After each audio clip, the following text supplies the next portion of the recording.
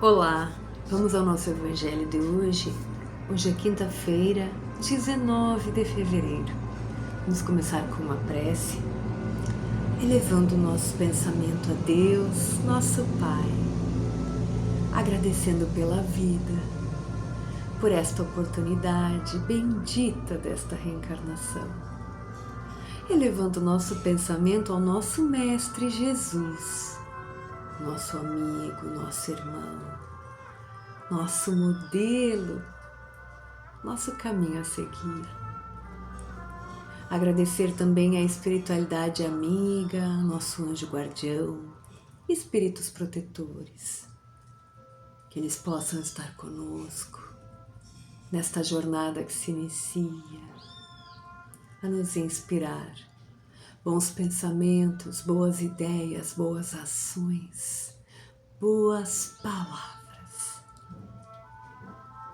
Que a gentileza seja a ordem do dia e que a busca pelo bem, pelo bom, por um caminho que faça sentido e que valha a pena, seja a nossa única meta a cumprir. Pois assim, Pai, nós estaremos mais perto de Ti. Assim, Mestre, estaremos mais perto de Ti. Fiquem conosco, espíritos amigos, hoje e para todo sempre, que assim seja. Então vamos ao nosso Evangelho segundo o Espiritismo. Vamos a uma reflexão e um estudo para hoje. Vamos ver o que nos vem. Vamos lá. Então, caiu para nós o capítulo 20. Os trabalhadores da última hora. E nós já estudamos muito dele. Acho que aqui já foi. Aqui já olhamos. Aqui. Então vamos lá. Capítulo 20, os trabalhadores da última hora, item 3, instrução dos espíritos. E está do espírito Henri Heine, Paris, 1863, dentro do tema Os últimos serão os primeiros. Vamos ver o que nos traz esse espírito, esta mensagem. Diz assim: Jesus empregava a simplicidade dos símbolos em sua linguagem. Os trabalhadores da primeira hora foram Moisés, os profetas e todos os espíritos superiores que reencarnaram para iniciar as diversas etapas do progresso. Eles foram os porta-vozes da espiritualidade. Os trabalhadores da segunda hora foram os primeiros mártires, aqueles que deram a sua vida pelo cristianismo. Os apóstolos, os sábios, os filósofos, os pais da igreja, entre eles Santo Agostinho, São Tomás de Aquino. Os trabalhadores da última hora são os espíritas. Eles foram anunciados e profetizados desde a vinda de Jesus. E, mesmo chegando por último, eles receberão a mesma recompensa. Ou melhor, receberão uma recompensa ainda maior. Vamos ler mais um parágrafo.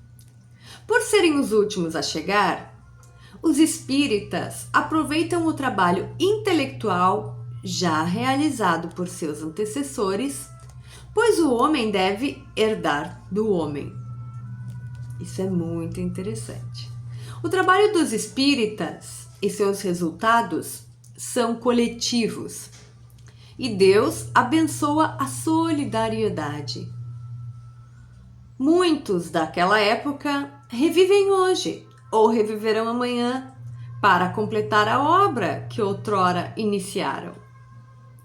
Mais de um patriarca, mais de um profeta, mais de um discípulo do Cristo, mais de um empregador da fé cristã encontra-se entre vocês. Eles serão mais esclarecidos, mais adiantados, por isso trabalham hoje na cúpula do edifício e não na base. Seus salários serão proporcionais a seu mérito na obra. Vamos parar por aqui para que nós possamos refletir um pouquinho sobre todo esse ensinamento. Ainda vão ficar 2 parágrafos, leiam o restante e num outro momento a gente também fala mais sobre eles. Mas vamos lá. Capítulo 20, os trabalhadores da última hora. Esta se refere àquela parábola em que o senhor da vinha manda o gerente chamar trabalhadores e chama trabalhadores na primeira hora, chama durante a segunda, terceira, até a última hora. E na hora do pagamento todos recebem o mesmo. E a gente fica se questionando qual a justiça disso tudo. Aí todo o capítulo vai nos explicando e chegamos aqui na instrução dos espíritos e esse espírito vem nos falar, vem trazendo essa explicação prática e aplicada, exemplificada dos trabalhadores da última hora, onde ele diz que Jesus empregava a simplicidade nos símbolos do jeito que falava, para que naquela época pudessem entender, para que até hoje nós pudéssemos entender, que mesmo assim para nós ainda é difícil.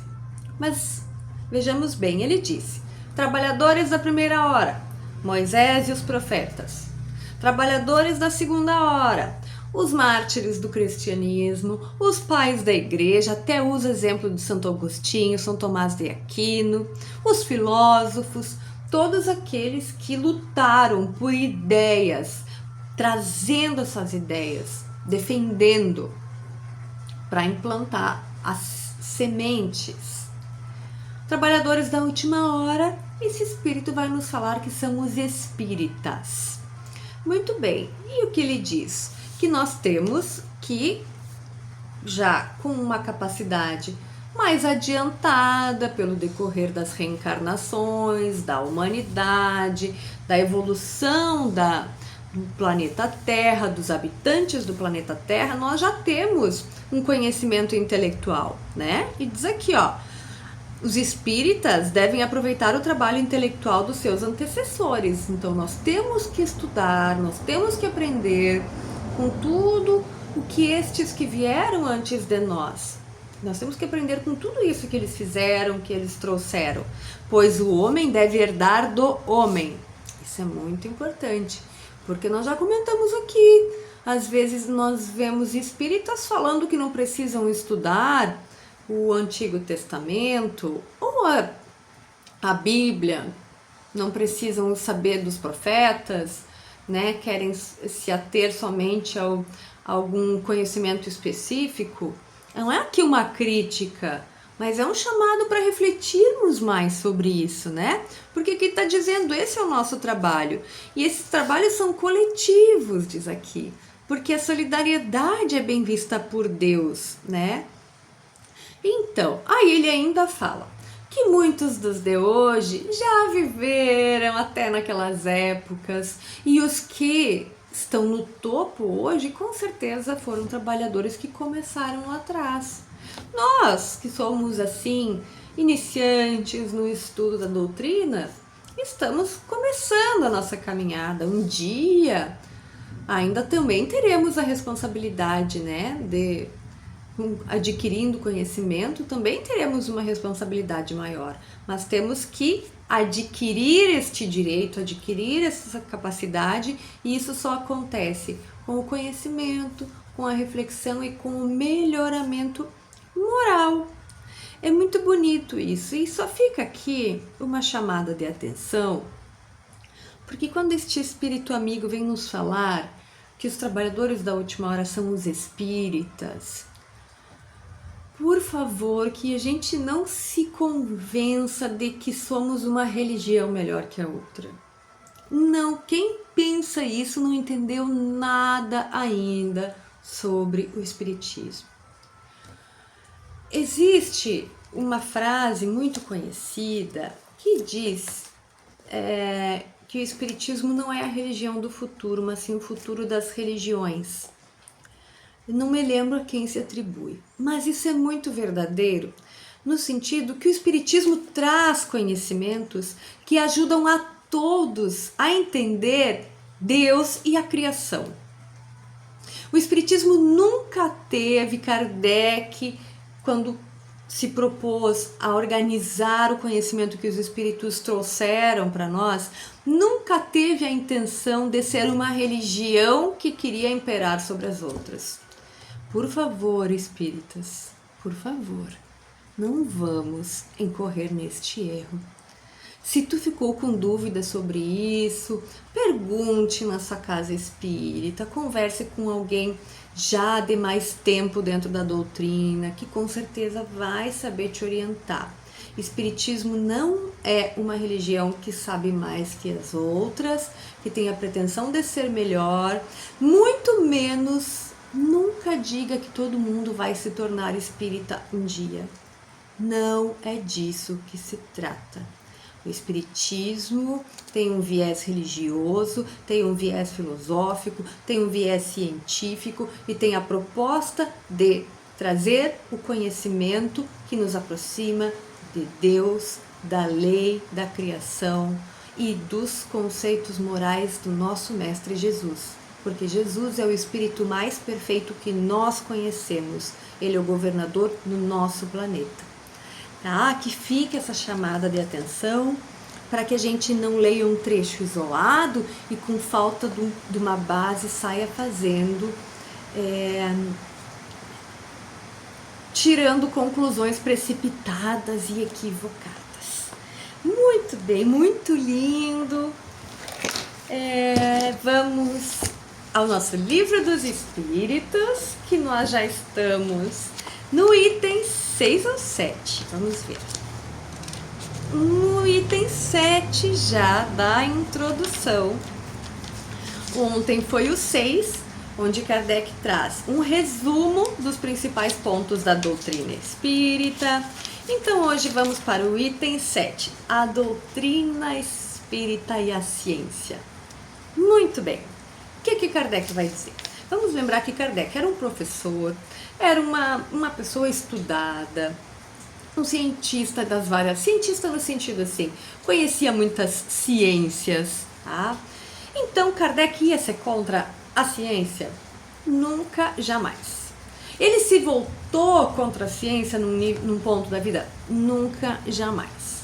Bem pelo contrário. Por que Kardec foi escolhido para organizar? Porque ele era uma pessoa que conseguia raciocinar sem ser apaixonado demais por um viés religioso a ponto de dar ali opiniões, né, enviesadas.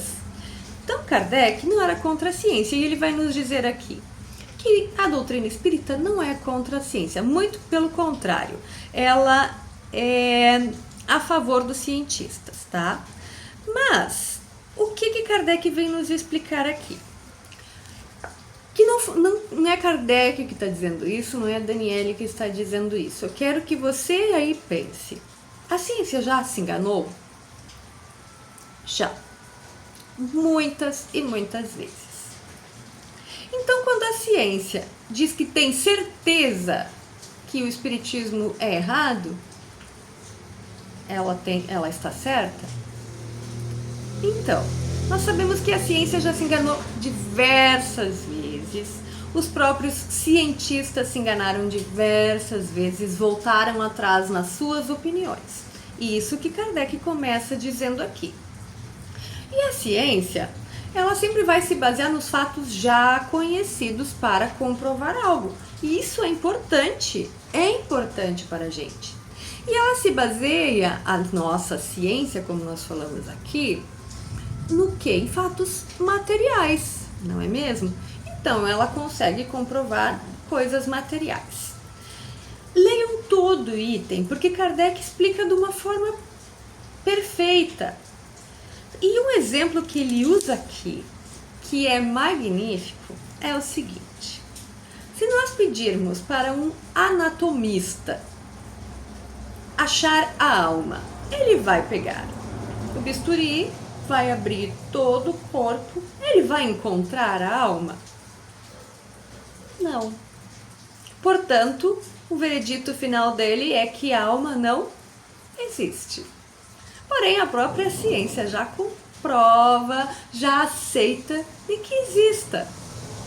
Entende? Não é que ele está errado, não é que o anatomista esteja errado, nem a questão é, ele está analisando com um bisturi, ele está analisando com as ferramentas erradas.